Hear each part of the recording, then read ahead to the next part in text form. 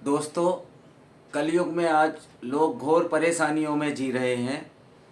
तो क्यों ना आज कलयुग के विषय में बता दिया जाए। वैसे तो युग चार ही है: सतयुग, द्वापर युग, त्रेता युग और कलयुग। कलयुग को कुछ लोग सार्थक करने के लिए परिभाषित करते हैं कि कल कारखाने, मशीनों से जो उपयोग होगा, उद्योग जगत का विस्तार होगा, उसको कलयुग कहते हैं। कुछ लोगों का मानना है कि कलयुग में पाप ही पाप छा जाएगा। मेरा कहना है कलयुग का मतलब है कालिक या कलंक।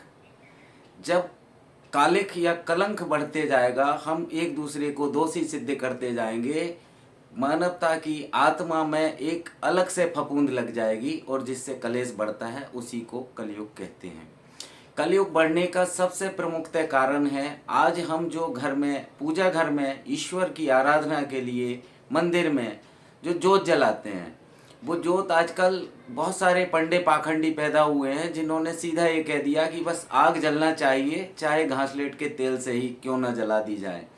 जो जोत जलती है और उसमें तेल की जोत अगर जलती है और उसमें से जो बहुत दूषित और काला सा धुआं निकलता है, उसी से मंदिर और मंदिर से पूरे ब्रह्मांड में कालिक का संचार होता है, कलंक का संचार होता है और घोर अंधकार का संचार होता है और कलयुग का दिनों दिन विस्तार हो रहा है। दोस्तों, अगर वही जोत हम शुद्ध घी की, गाय के घी की जलाते हैं, तो निश्चित तौर पर काले धुएं का अंश मात्र भी देखने को हमको नहीं मिलता या बहुत आंशिक रूप में ही हमको मिलता है।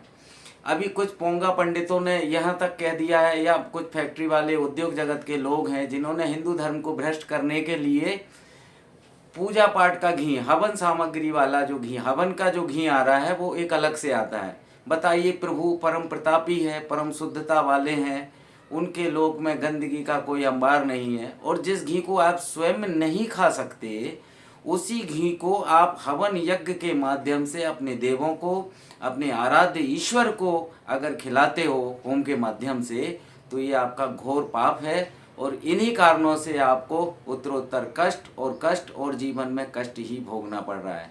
मैं सभी लोगों से प्रार्थना पूर्वक निवेदन करता हूँ, अगर हमको कलयुग से बचना है तो शुद्ध गाय के घी की जोत जलाइए।